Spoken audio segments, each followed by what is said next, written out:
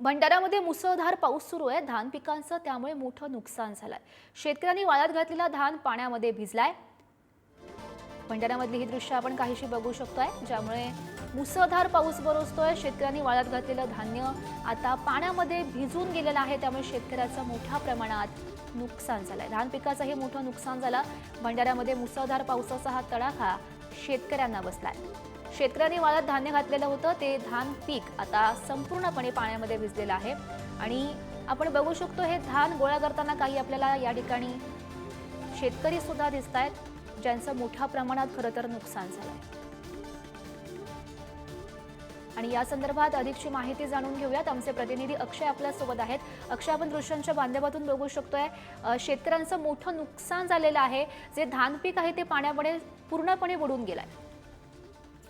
नक्कीच भंडारा जिल्ह्यात उन्हाळी धान पीक मोठ्या प्रमाणात घेतला जातो, तर अनेक शेतकऱ्यांनी धान पीक मळणी केली आहे, पण सततच्या येणाऱ्या पावसामुळे शेतकऱ्याचे धान भिजले आहेत।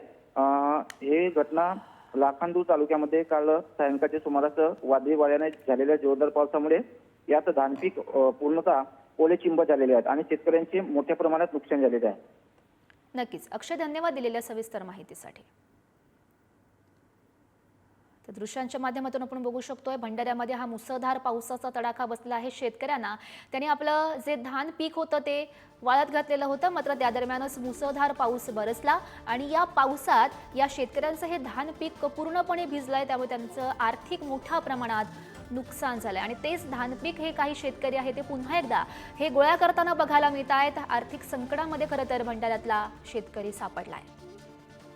मुसळधार पावसाचा तडाखा हा शेतकऱ्यांना बसला। भंडाऱ्यामधली ही दृश्य, धान पिकाचं मोठ्या प्रमाणात नुकसान झालंय।